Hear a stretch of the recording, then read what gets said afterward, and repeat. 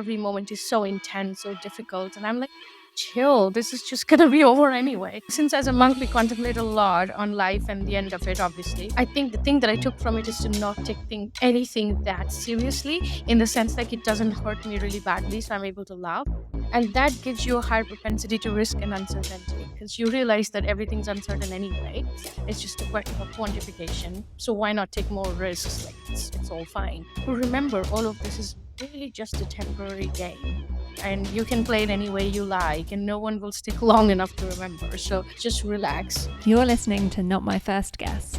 I'm Hattie Willis, your host, and each episode I talk to an entrepreneur, investor, or startup expert to unpack their hardest moments, biggest wins, and hard-earned advice so we can shortcut our learnings as founders together. Today I'm joined by Joyeta Das, co-founder and CEO of Samudra Oceans. Joy is a serial deep tech entrepreneur who's founded 5 startups, 3 of which have had successful exits. She's also an influential and active member of the wider startup community, with additional roles as an advisor and investor. Joy has scaled projects to hundreds of millions of dollars in revenue, managing from 3-person teams right up to 800 people. So she has a lot to teach us from startup to scale up. Our conversation is a little bit different again today, as it focuses more on Joy's collective wisdom and experiences.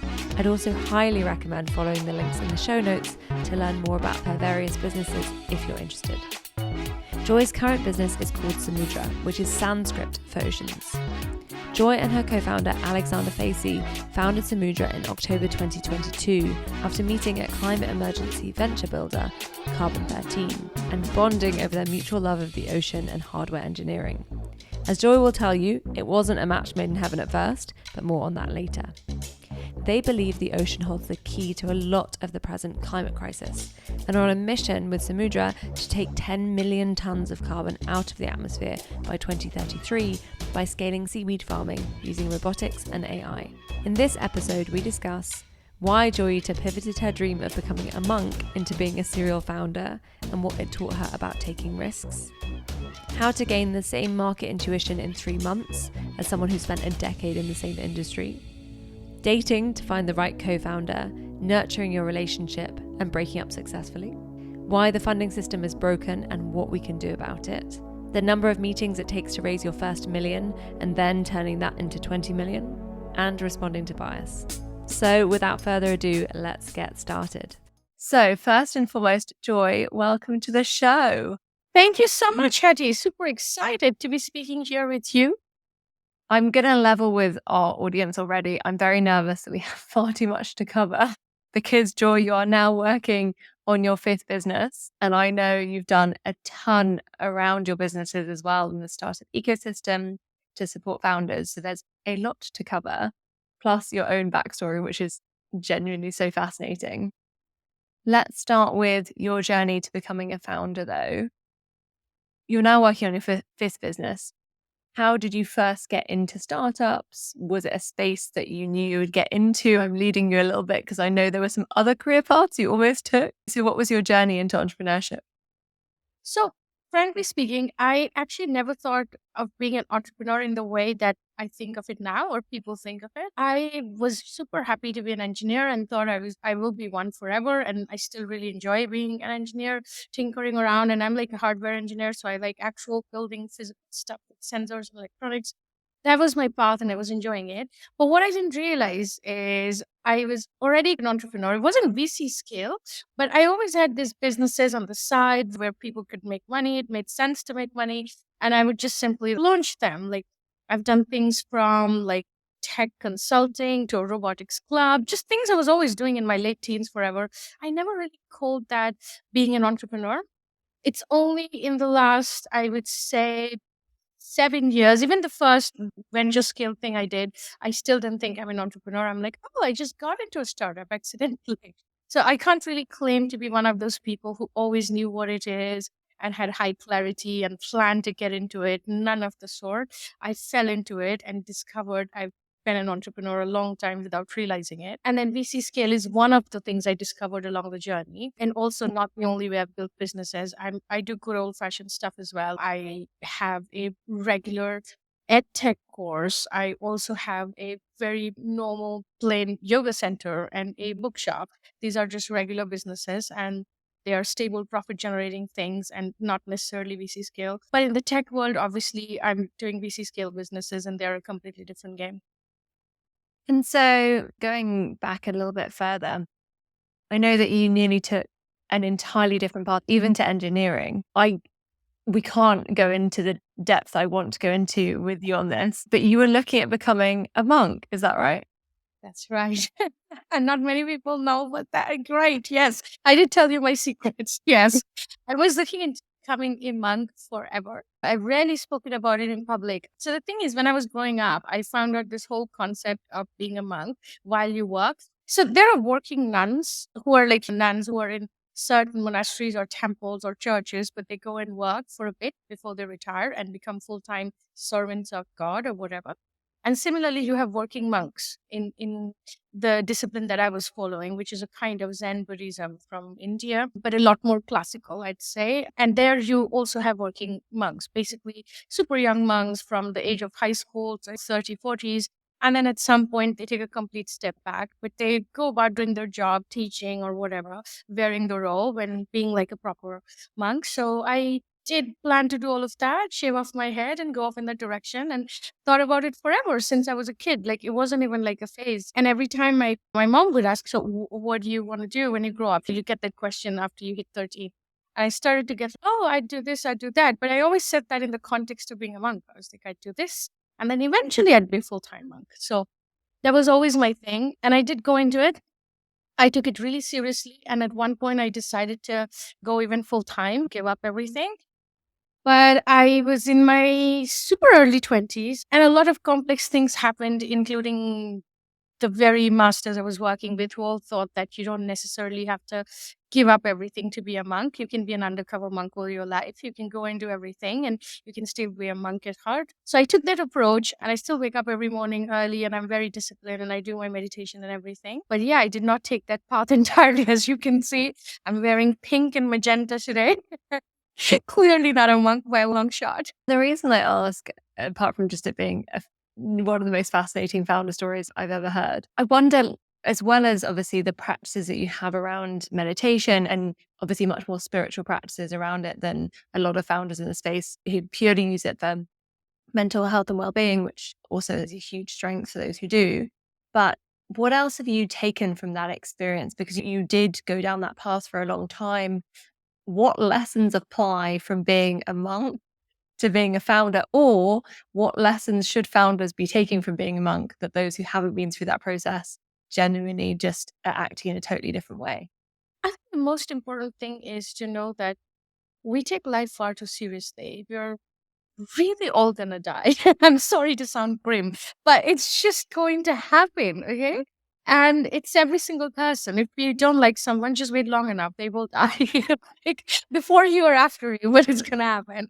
And if you love somebody long enough, don't worry, don't be too dependent. They're also gonna die. And so am I. That actually makes things a lot more easier. People try to take it like the reverse way. They take it for granted. They never think about death and they go about living their life so seriously. Every moment is so intense, so difficult. And I'm like, chill, this is just going to be over anyway. Since as a monk, we contemplate a lot on life and the end of it, obviously. I think the thing that I took from it is to not take anything that seriously, in the sense like it doesn't hurt me really badly. So I'm able to laugh. And that gives you a higher propensity to risk and uncertainty because you realize that everything's uncertain anyway. It's just a question of quantification. So why not take more risks? Like it's all fine. It's a short play. So taking yourself a little less seriously. Founders can be too intense about the outcome. And if one thing doesn't work, they can be disappointed and get super depressed. People who have failed ventures have gone into therapy for years, unable to recover, lots of things. And I recognize it's a hard thing because one can get very identified with it, which is the process of creation, of course. But like, remember, all of this is really just a temporary game. And you can play it any way you like, and no one will stick long enough to remember. So just relax. And the second thing I realized that I got from it that I think has been invaluable is the importance of discipline and the role it actually plays in making you capable of hard work. Because hard work has an outstanding impact on mental health. Like you do it at a long stretch, you can break down, lots of things can happen. But if you build up something called discipline in your life around certain things, about how much time you give to yourself, how much time you give to your fitness, how much attention you pay to your food and your lifestyle, your whole entire machinery, the body and the mind, remains in a very stable, steady state. And if you're in a good state, you can take on anything. There's no doubt entrepreneurship is one of the hardest professions in the world. The uncertainty that comes with it, the rejection that comes with it, being able to have a really robust body and mind that can take that is really good. So maybe not everyone can wake up at 4 and meditate, but maybe you can do a little bit of workout like a few times a week. Maybe you can look after your food, whatever. I think leading a very indisciplined life can play a big havoc in your mental and physical health, which completely spirals into your entrepreneurial performance. Love those lessons. And I think surprising, some of them, I don't think of mults as taking life less seriously. I think of them as taking it more seriously. So a good lesson for me there. Okay, so back to your founding journey. So you have this identity, which has obviously been evolving both in terms of your religion, but also in terms of actually your skill set, right? You've gone through and become a very qualified engineer. You join a big company and you're doing well as an engineer. So tell us about your first startup idea. Where did it come from? What encouraged you or made you want to go into that space? So it's a bit like you went through this process of work and one day you realize this isn't working. It's got to be something else. So that happened while people were pitching me their ideas. It wasn't entirely my idea at all, actually. I fell in love with other people's ideas. The thing to know, Haji, is I'm not one of those founders who find that I have to be the one to come up with it. I also fall in love with other people's ideas and join their journeys. And even in my current company that I'm absolutely obsessed with, Samudra, my co-founder is the one who first thought of it. And then I brought color to it and expanded it. And that has been the case with lots of things we're doing inside Samudra. Sometimes I come up with it, sometimes others do. For me, the important thing about the idea is two things. One, it has to absolutely speak to something about you that's very passionate. Because it's very hard to do something with very little material payoff for ages without being obsessed about it. Something in your heart should really speak to it, whether it's personal experience or memory or the desire to help a loved one or something from your childhood. It has to speak to you. In this case, it was the ocean, because me, my co-founder, my early team members, we are all people who grew up by the ocean in different parts of the world, and we are obsessed with it, and we are all engineers. So it just came together. Whereas in my other ventures, it was literally the fact that we are very scientific people. We are ex-physicists. We've always worked with data. And we think that looking at data is really looking at true picture of the world. So there was always something very fundamentally deep. So this is the passion part, the very logical, sentimental, emotional part that needs to be activated. I then work on the yang part. So this is the very logical part. So I will not act on an idea for quite a few months until I've dived down very deep into it and dissected it from a market angle, from a commercial angle. And even before I qualify it as an idea on my idea board, I will talk to people. So I do market research even ahead of before it becomes a thing. So even for this oceans idea, we did that even before we thought of registering the company. And has that always been the case, or was that a learning that you've had through your startups? I'm wondering about the first startup you ever founded. Where did that idea come from, and how has your process evolved over time? So in that idea, I think I was still obsessed with the market, but with slightly different take. I think I started by looking at competition, because that's the human mind. It first goes to competition. Who are you better than? Is someone else doing it? I have this thing that you had to be the first one to do it to make sense, which is not true at all. Google is the 13th search engine. You can literally build something that has been done many times, just much better. In fact, that is the process of disruption. So I was more focused on finding uniqueness. If I found somebody being very similar to my venture, I'd be like, oh God, this is not a good idea worth pursuing. I didn't think how my execution can give it a light that no one gave. But I think over the ventures, I discovered that's just one aspect. The main thing to think about is where is the market? And you cannot know the market unless you immerse yourself in it. So you're very lucky if you get one founder who already comes from that market. So they have been immersed and they bring that intuition. If all the founders have never been immersed in the market and they come more from the solution side, then immerse yourself in it even before you think of pre-seed or anything. So a lot of market chat. And that's not necessarily to fix pricing or product market fit. That's a longer journey. The market chat from day one, even while you're ideating, keeps you very grounded and very close to reality. So even if you did not have an intuition for the market, you build it up from day one. So in the last couple of ventures and even the non-VC funded things that I've built, I've actually been very immersed with the market completely, reading their blogs, going to their webinars, attending trade shows, being there, speaking to endless people in that direction, creating a whole LinkedIn bubble in that field. So I start to feel like I'm an insider in that market.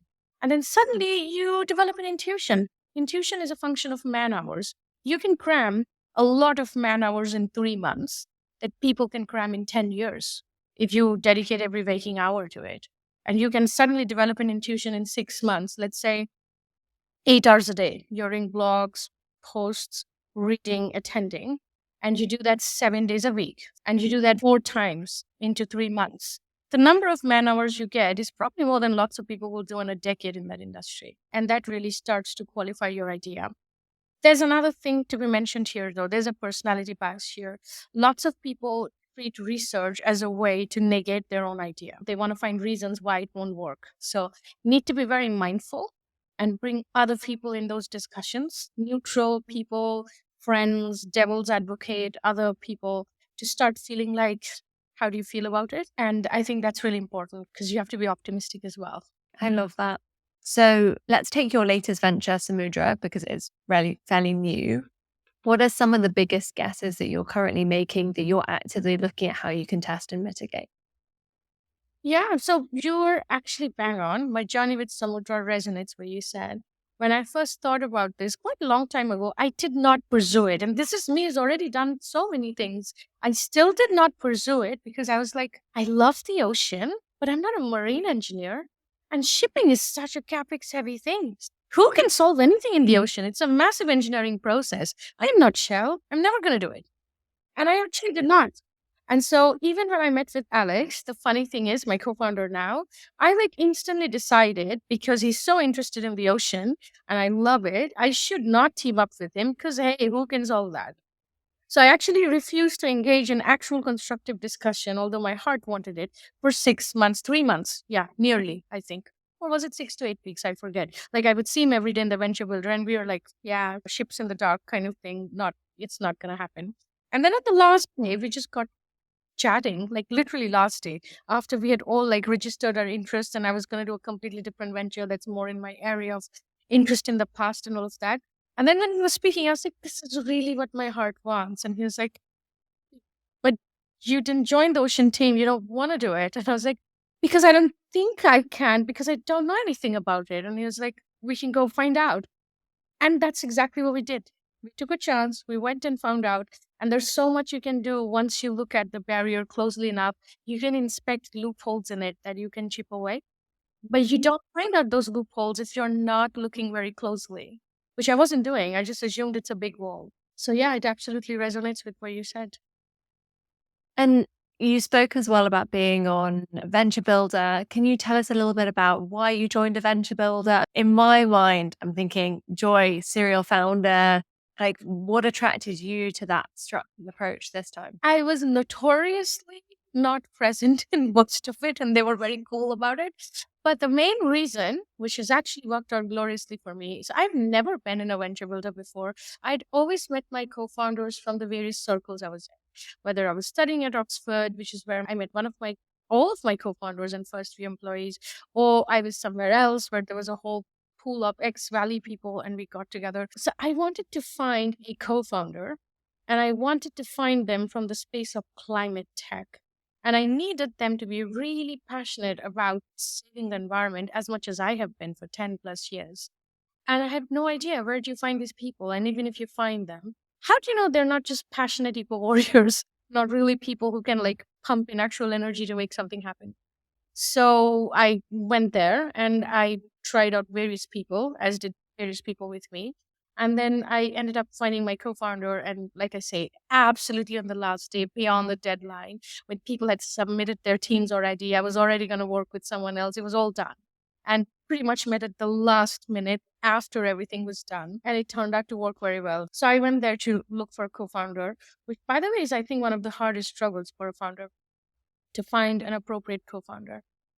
I think it's harder than finding a life partner to some extent because like there's so much at stake beyond you, the whole ecosystem and the capital and the potential of that idea that can touch so many more lives than a partner, in which case it'll only be family.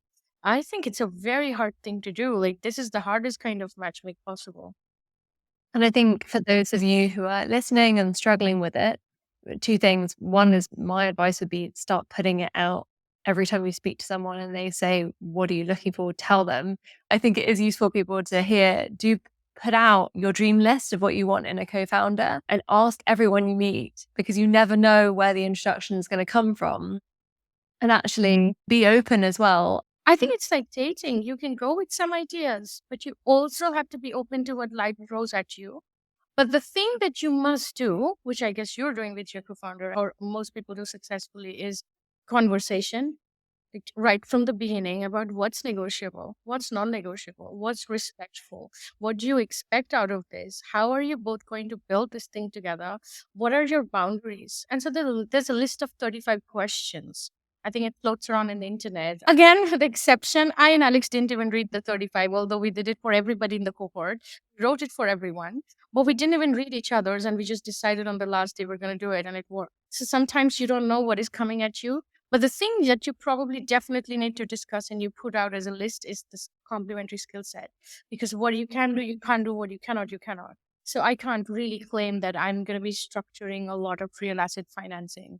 That's not something I can do. So I need that in somebody. But at the same time, a very good question is if you meet someone who's a lot like you and so therefore does not bring complementary skills, but together you amplify each other, do you then hire for that in your C-suite team and go ahead anyway?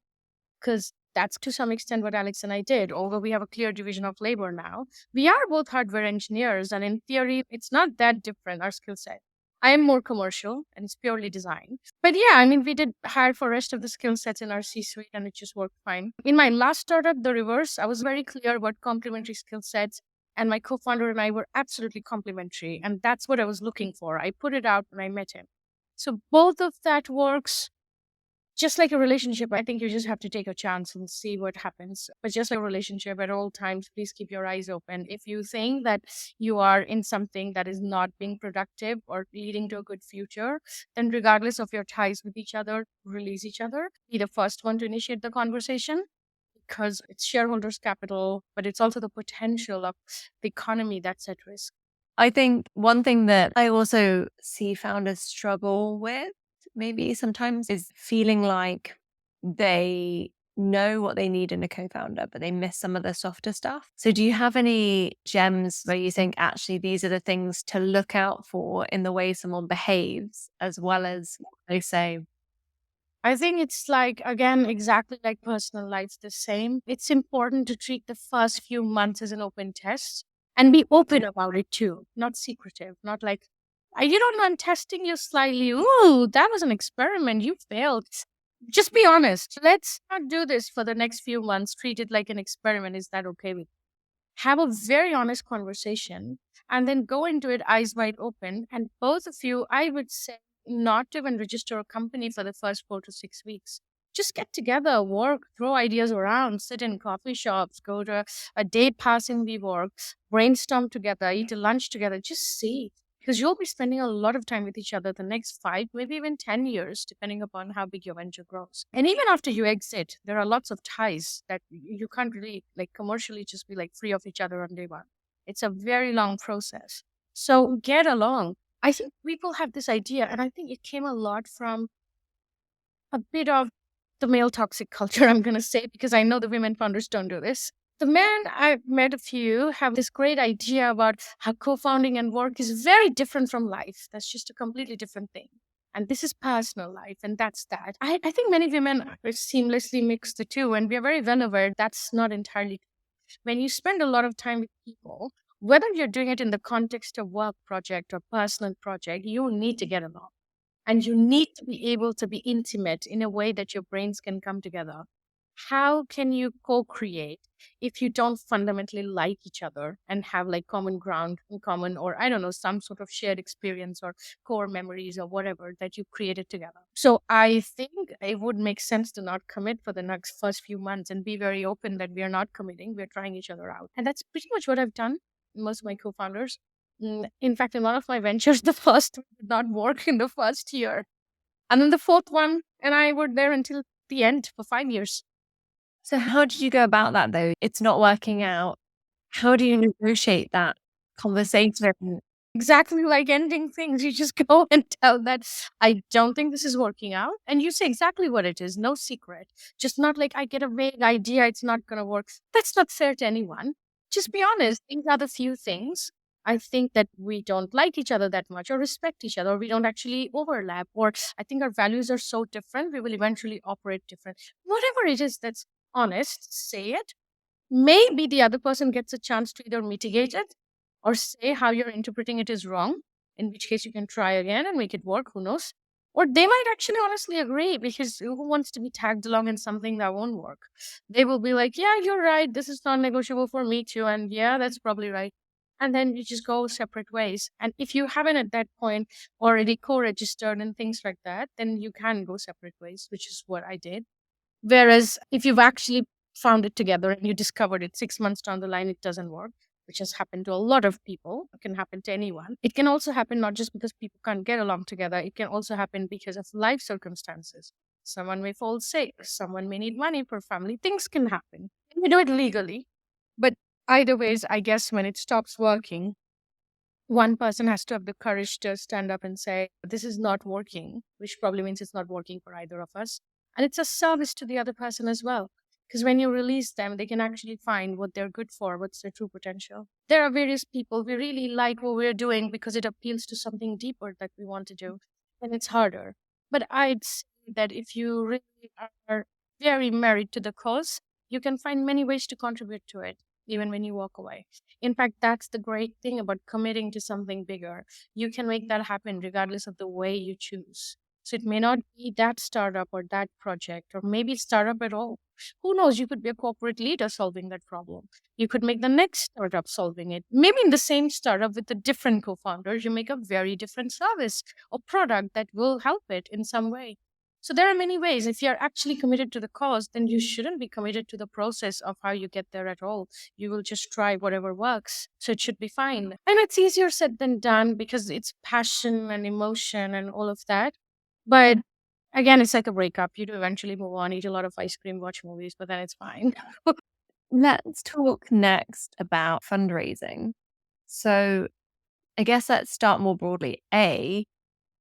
You are a woman of color who has fundraised, which is insanely stupid rarity, to put it non-expletively. And candidly, like reflecting maybe as well on the systems, because I know I don't just work with someone who's raised, but I know you're personally trying to drive systemic change in how VCs approach their own unconscious biases and how the system is currently broken in terms of funding underrepresented founders. So maybe I guess reflections on two fronts. One is, what do you see that's broken? Two is, what do you see that individual founders can do where they do have agency? And I guess three is, what should we all be doing as an ecosystem differently? So, where it's broken is, first of all, the whole perception of the system. We have given the system a lot of undue power because of how we perceive it. And it also obviously has gone to their head, as all power does. I think that there's this perception VC funding is the only way to rapid growth, but that is not true at all.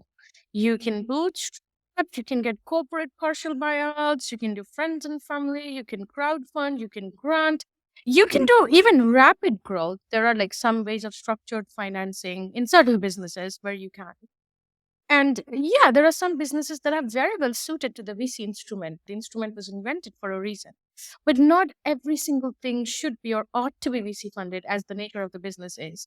And the second thing that is about VC funding that people should know, I think that rapid growth is also a choice of how the founders want to execute the business, right? Because in the beginning, they are the majority shareholders. Maybe you want something else in your life, or from, the systemic change you're driving. We've turned building businesses into like everyone has to make a B2B SaaS.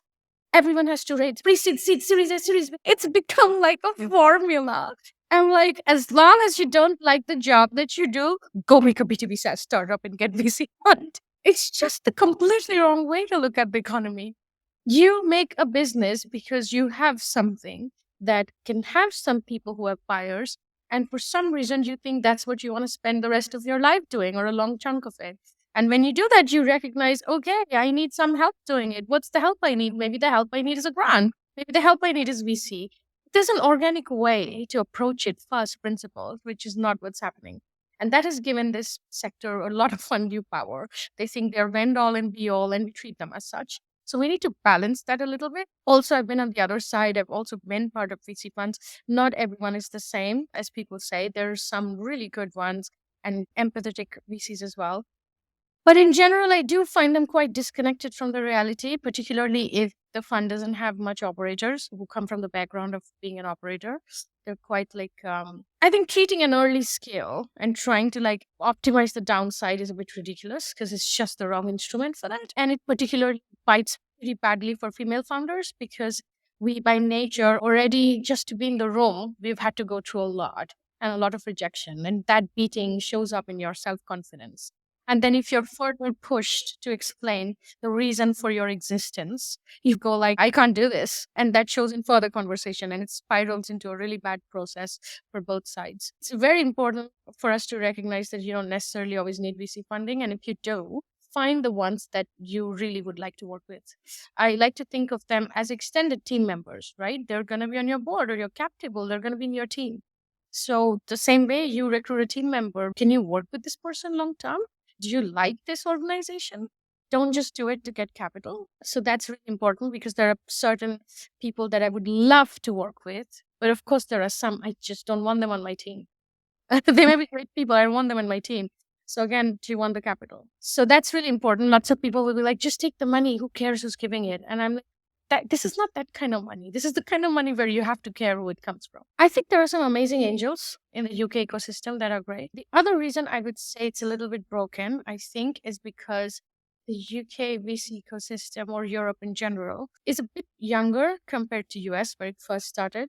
So the risk-taking appetite is quite low because a lot of people are coming with the same mindset as they did when they were working in PE or banking and they've just transposed that mindset directly to VC.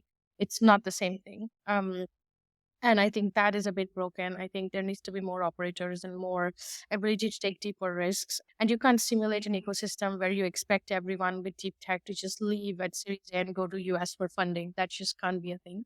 So it's fundamentally broken. The other thing about female founding or, well, minorities not getting enough funding, I simply think it's a question of representation. We feel is similar to us. Unconsciously, human brain likes that. That's just us, right? That's just us. That's just how human beings are designed. We have a lot of biomimicry going on, and it's like thousands of millions of years of evolution that has brought us to this point where we subconsciously just get attached to things that are like us. And that's how we form groups and herds. Well, the same tendency operates in VC. If we don't have a lot of representation, then women who will go up to you never feel at home. They're always surrounded by people who look and behave nothing like them. If it's like completely opposite people always sitting in that room. So that really impacts us subconsciously. The lots of women that I speak to that are thinking of fundraising, even looking and going to a VC's page, their confidence level just immediately drops. I bet if you put various electrodes in all their brains and graph it, it has a direct connection to the pictures they see. They don't see anyone like them. And even though they may not do it consciously, they immediately don't feel confident enough to go up and speak to them. So I guess representation, having more women and more women of color in VC would be a big deal. For me, how I cracked it, God knows. The first million I raised ever was the hardest. Okay, it's in my TED talk. 180 meetings for the first million. 180 meetings. And these are 180 official meetings, not counting the unofficial coffees and the follow-ups. Can you imagine if you do that in 2 years, which has 720 days? How many days I've had actual physical meetings literally every day for 2 years? That's a rejection a day. So it was hard. But then the next million was ridiculously easy. The next 5 million was far easier. And then the last 10, 20 million I've raised for others or for myself have been really fast. I think the thing that happens is you begin to know various people in the ecosystem that you want to work with. And you can look at it as a closed circle, or some people will call it nepotism. I don't know. But now I only go to the ones that I know and trust and people that they recommend. And I don't go to anyone else. And because we have known each other a long time, it's a bit easier. Same with recommendations. I go with those that I've already worked with. And so I can trust them. It's a bit easier. So as you become a repeat founder, it helps. Even if you failed, and I have failed quite gloriously, but even when you fail, you retain that level of trust and control over the circle. If you treated people ethically, they treat you ethically, and you can go back to them and still continue the conversations for other things. A couple of my investors have been repeat investors for me, even when one of the last ventures they did with me was a failure. Like they lost money. And still in the next one, they came to me and they said, you know what? I see all the variables that led to your failure, and I would help you this time and love to help you avoid those. And can we do this again? And it was awesome. And I think that is so powerful because you are going to be exposed to so much rejection, and there's nothing I can do or you can say that will make it less brutal. I give you a little quick playbook. It's not uniform to everybody, but just try. You can have a list of angels, funds, and angel syndicates that you would like, and then color code the top 10 that you would absolutely love for whatever reasons. This is just like college applications. Don't say just because you're Harvard, you're going to go. It actually doesn't make sense. If you want to do architecture, probably better off going to somewhere else. So just don't say things like, you're the top VC, so I want to know. Do they have something you really need? Think about it. Maybe they're not the best for you, even though they're a good brand. So I like to really look at them holistically. What's their portfolio? What's their check size? What value they bring? What are their contacts? And then you will find there are some that you would absolutely love to have, some that are okay, and some that are friendly. And then once you do that, the first thing is like even a year ahead of race, reach out to them and ask what sort of things do you look for in people and in businesses like mine? What feedback do you have? Like in what directions can I move that's attractive to you? And again, don't take that advice at face value. Build what you need to, but hear from them. Also put yourself in their radar. Be top of their mind. And then put them on your newsletter. If you had a great chat, if they think you could be in their deal flow, they would like to know. And then you give them updates for a year. A year is a long relationship. They've seen you grow, your business grow. When it's time for fundraising, they're willing to have a chat. Maybe they'll come to you on your own. If in the 10th newsletter in the 10th month you go, now I'm fundraising, they'll be like, yeah, let's have a chat. You may not even have to ask for it. So have time, nurture relationships. It's same like big enterprise sales, the exact same formula. The second thing I would say is, of course, people are going to treat you with bias. They're human beings. You know, they're going to treat women founders with bias, particularly women of color and or anybody of color or whatever. Or if honestly, various things. I don't want to even go into it, but like lots of things impact what they think about you, the physical appearance of you. Well, I think a great quality for a founder, and I would say this carries into your leadership as well, is moving from reaction to response. You can react, but it's not going to help you. It's not going to help them. It doesn't help the greater ecosystem. It just burns bridges. I like to be very honest and authentic and outgoing and fiery, but those are very chosen responses, by the way. I choose to respond that way. So I think reaction will completely kill the efficacy of what you're trying to deliver. So if you find someone treating you with a bias, step back, take a deep breath, think what following question can you ask them that can expose it without you going, just say that because I'm a female. Who's going to say, yes, I did? No one will. All you've done is you've now blocked off this person from even giving you authentic feedback. So I think stepping back and going like, asking a nice follow-up question, which was like, can I ask if you've seen similar businesses that have worked? Who are they? So I can reach out to them for advice. So you kind of point out, like, is there any reason you think the market will not accept ABC because I saw XYZ really work well? So you show you've done market research and what authenticity they have. So people have to give you actual subjective response of what they said. But you can't do this conversation if you're angry or very upset. You're always going to meet people who will treat you with bias forever in your personal and professional life.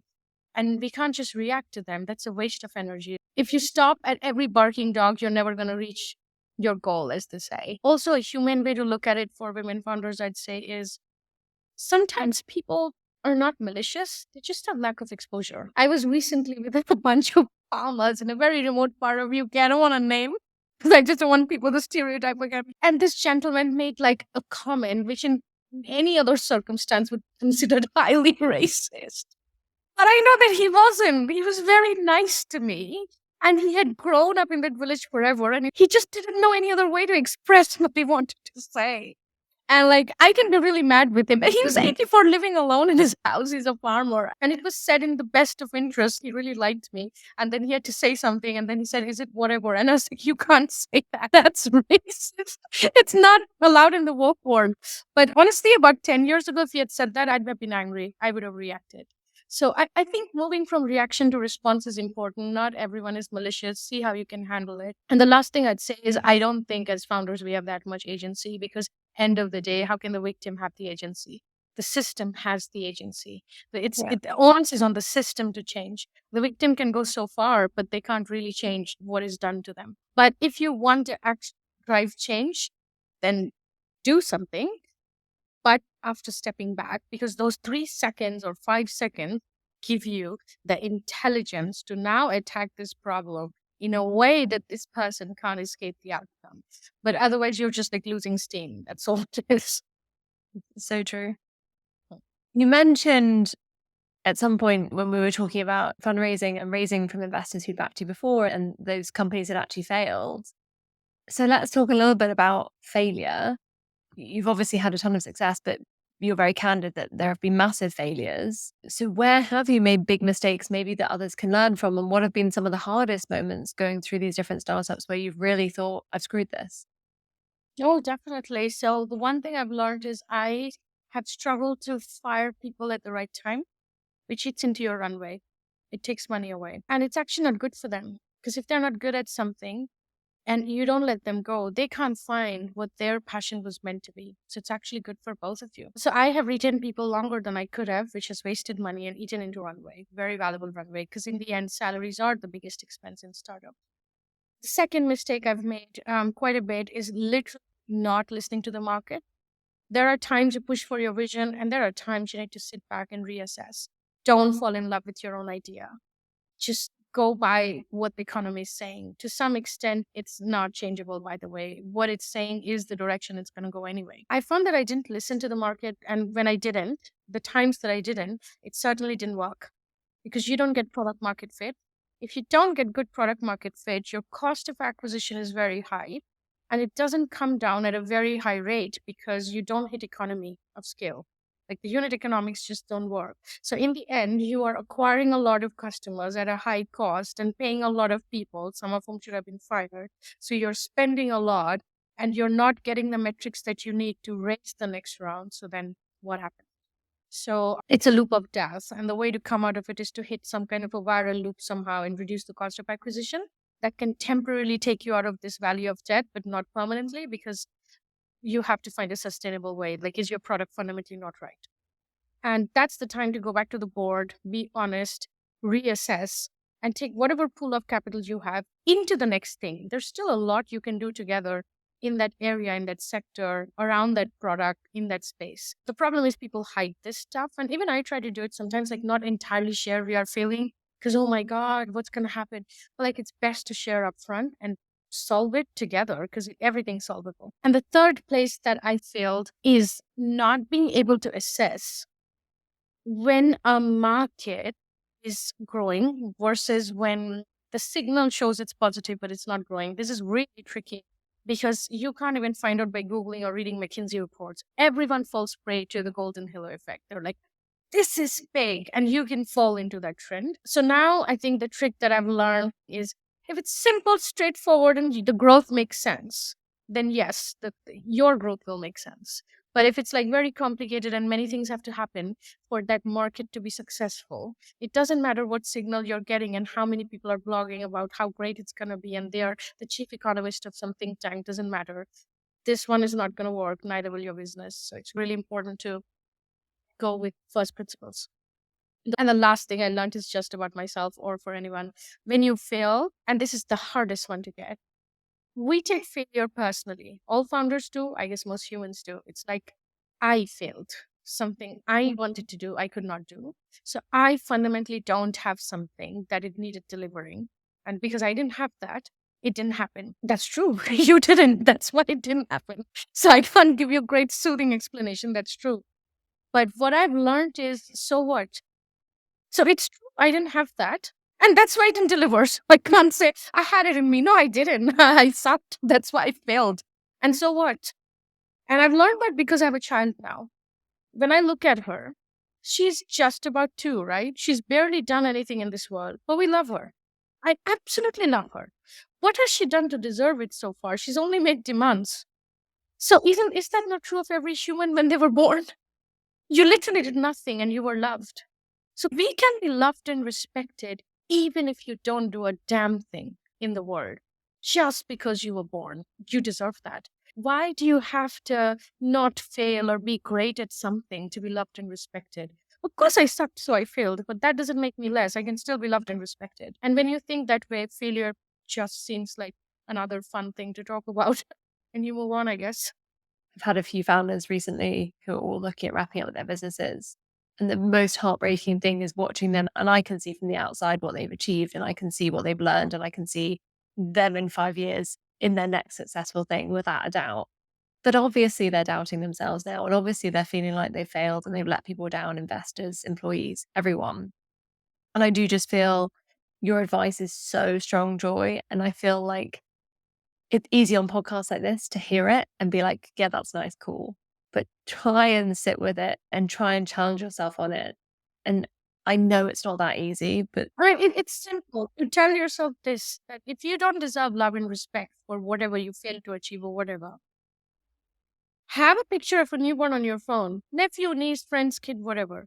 Are you saying this kid doesn't deserve love? Because they have done nothing, by the way. They've just been born. Nada. I don't think you have to do activities to earn love and respect. You do activities to express something and leave that behind as your statement. You have something to say that comes out in the form of poetry or art. If you're an artist, if you're an entrepreneur, it comes out in the form of what you're creating. You have something to say. But that something to say is something on top of your existence. It is not your existence. At fundamentally in your core, you're just a person who came to this planet and who absolutely deserves to be loved and respected. Even if you just play football at home in your basement until you are 60 and never left the house, it's still fine. You're still going to be loved and respected. And it's not even dependent on who gives it to you. You know you deserve it. Doesn't matter who gives it, who doesn't give it. That's their problem. You deserve it and you're absolutely worth it. And so let's not take failure in a way that it reflects upon that. Failure to do something because you wanted to say something and you got stopped midway. Your speech got stuck and you couldn't say it entirely. That's all it is. Find another way to say it or decide that maybe it's not so important to say it. It's okay if you don't say it. Nothing has a bearing upon who you are as a person. You can always be loved and respected. Because every time someone says my action and achievement tells me I should be liked or not, I go like, well, then you shouldn't have a child, right? Because they literally won't do anything for a long time. How are you going to like them? and I think one thing I often say to founders, or have said a lot recently, is yes, your business could not exist without you, but that does not mean you do not exist without it. And every, failure informs the next thing as well, whether it's how you run a business, whether it's what you do. 100%. And it's failure to achieve a particular objective. I honestly, sincerely don't think it's a failure. I think making an endeavor and learning was 100% the success of it. Just because the outcome did not match what you set out to do doesn't make it a failure. It makes it a failure with regard to that outcome. But it's not a failure in your life where you spend time engaging in an activity. That's a success. And none of that success or failure has any bearing upon who you are as a person. So powerful. Okay, so we've talked about advice as well as obviously being a founder yourself, working with VCs. You also advise startups of different stages. What are some of the biggest mistakes or challenges you see them making? And what are some of the most common pieces of advice you find yourselves giving them? So, one is not taking feedback. It's still a very common problem. When you speak to a person and provide feedback, particularly negative feedback, they struggle to take it because they think it's an attack on themselves personally, not the idea or the business. I think the best founders are those that are able to take a lot of negative feedback. So either one, they learn to act upon it, two, qualify it and find this can't be qualified, then learn to mitigate it in a way that makes sense. Third, if it's none of those, the feedback doesn't make sense, and you go, that actually didn't make sense, then start to think, why do you keep getting that? Why do you get that feedback on your business or your idea or your deck or yourself or your sales pricing? Is there something about how you convey? Either ways, there's something to learn from there. The reason you got that. Maybe you got feedback because a particular personality type doesn't like you. So is your lesson not to ask them? Who knows? There is always a lesson in feedback. You can't take it if you react. I struggled with it in my early 20s. I used to take feedback very personally. I'd be like, oh, they're just saying that I'm just wrong. But no, separate the feedback from the person. I find this a mistake that I see founders do on a personal level. On a professional level, the repeated mistake I see is market qualification. They missed customer enthusiasm to be actual market validation. No, people can be enthusiastic when they talk to you, and they might even like it on a trial and say, "Oh, this is great." But that just maybe they're just British and polite. Like you just don't know the truth. The only way to validate market feedback is how much are they gonna pay for it? Because that's when skin is in the game. If they're not paying, I actually don't think any feedback is valid. You can have early chats and immerse yourself in the market for getting an instinct, which I highly advocate, but that's still not market validation. Getting people to pay is the only way. I find lots of founders fall in love with the conversations. I spoke to 10 customers, 5 of them love it, 7 of them give them stars. How much did any of them pay? Nothing. I'm like, the feedback is worth nothing. So that's a big mistake. Don't confuse enthusiasm with the fact that they will actually buy it. And I guess the third biggest thing is, again, founders keep falling into this trap that I did a lot, not firing people at the right time. Orange flags become red flags stay red flags. 100%. And on the customer conversations piece, this is something I see go wrong so much because I teach it and highly recommend anyone who's struggling with this go back and listen. I think it's our first ever episode with Devon Hunt, who is one of the kind of creators of the theory of how to go and do this process really well to like actually get real commitments. He talks about that in his first episode. And our last founder on before Joy, Matt, talks about this when he talks about going to dog parks and telling people about his subscription box. And like they'd be like, I love it. And then he pulled out a square and made them pay. And people were like, I don't even have a dog. I completely agree, which is why I've never done free betas ever. So, particularly enterprise, you make people pay. It's a very small amount, but you make them pay because then they actually give you true feedback. No one gives you true feedback if they hadn't had to pay a penny for your product. They're like, that was great 1 month. Let's chat when you're ready for production. No. Can you pay 5K, 1K, £500, whatever? Because when they pay, they will come back. Because they pay, money's on the line. They'll come back and say, I paid you £500 and it doesn't do a thing. So I think free versions, I don't know how much they do. Maybe for SaaS it works. You can see limited functionality for a short time. But in general, if you're doing demos or betas, I guess making it a bit paid is how you get real feedback. Such good advice. We are coming to the end of our time. I'm going to put a caveat because I feel like I had so many topics still I want to talk to you about. So if there are questions that our wonderful listeners have, I'm going to put you on the spot. Will you come back on again in the future and do another episode with me? I would do anything for you, Hattie. Okay, so listeners, I'm going to ask 2 more quick questions. But if there are things you want to still know from Joy about her previous startups, about her experience now, about her advice, then drop me a note and I will try and get them answered, whether we do a quick answer on our social media or whether we do a full other episode. But I think there will be so much more you want to know from this. But final 2 questions I ask every founder. First question is, what is the best piece of advice you've ever been given? I think the best advice I was ever given was you can empathize without understanding, because we all equate empathy with understanding, like an intellectual exercise. You have to understand something, someone, and the culture or the country or the person, because then you get it. What if you don't get it? Because you might not, because you've never lived that life. You have never been in their shoes. Maybe you can't understand. So what? Can we still not treat them with respect and love and compassion? Anyone. And I apply this to everybody, whether it's somebody who's offering me a Starbucks coffee at the shop they work at, or a person who's just rudely brushed past me at the tube station, or I'm having a really heated conversation with an employee. End of the day, when I go back home, I feel like I didn't quite understand. That's the truth, why they did whatever they did. But I think I let that be. Maybe they have a whole universe that I don't know. Their background, their genetic composition, things they've been exposed to as a child, everything in their universe that makes them who they are. I can't understand all of it. It's a futile intellectual exercise. But what I can understand is it's possible to feel in various ways as a human and spill that onto other people. So, yeah, it's possible to empathize without understanding. You can just empathize just because you want to. It's really important to have that compassion. Otherwise, I think the person who suffers the most is the person who doesn't have it. I'm not even thinking about people who go through life with these boundaries and like very hard corners and no compassion. They're very stressed because they're Mhm. always amazing. So that was the best piece of advice I've ever been given. Love that. And final, this is maybe hard because you've had a few startups, but what is your proudest moment as a founder? Proudest? Oh my God. If you'd asked like goof ups, I have myriad ones at my disposal. I think when one of the startups I was in was failing and I was having this call with the team and telling them that despite having all this runway and everything, we're shutting down. It was a very sad day. And obviously, it's an antithesis to all the promises you make to them when they come on board. And you feel awful. You feel like you haven't been able to keep your word. And it's just awful. Me and my co founder were having this call. And there was a lady there that was amazing. And she said that, why are you apologizing? I don't think this was a failure at all, not for me. And I was like, what do you mean? I wasn't able to give you the exit that I promised you, that we all tried to do, and now this is happening. And she said that I got a great job and livelihood. I enjoyed every day since I joined. I learned a lot.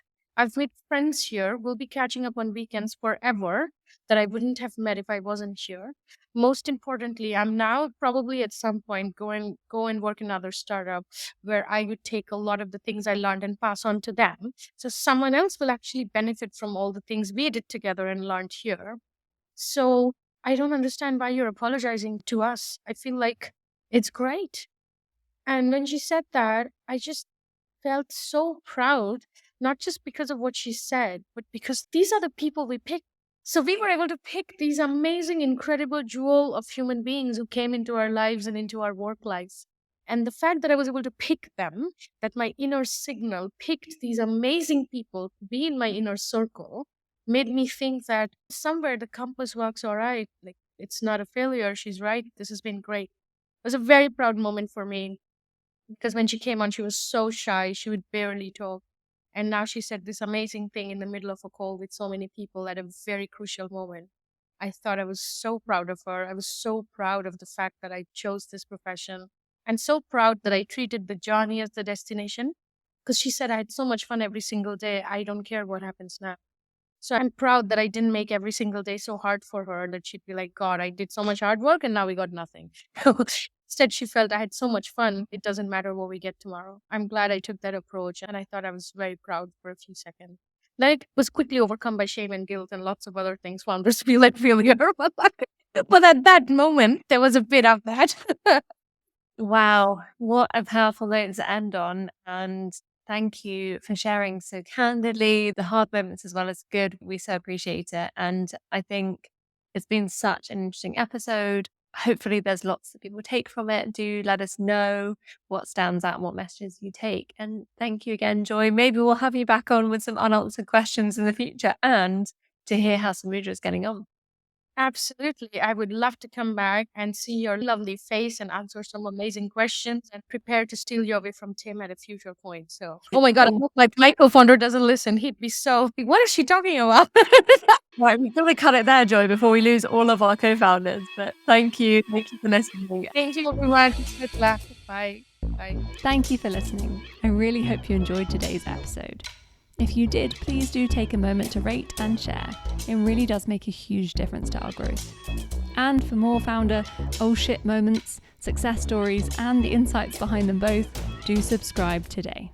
And for those of you curious what I get up to when not interviewing founders for this show, I have a new startup, If We Raise, aiming to get expertise and capital to underrepresented founders earlier. You can follow what my co-founder Tim and I are up to via @IfWeRaiseTogether on Instagram or @IfWeRaise on LinkedIn and Twitter. We'll be sharing our lessons learned along the way, as well as highlighting the incredible founders and angel investors joining the If We Raise journey.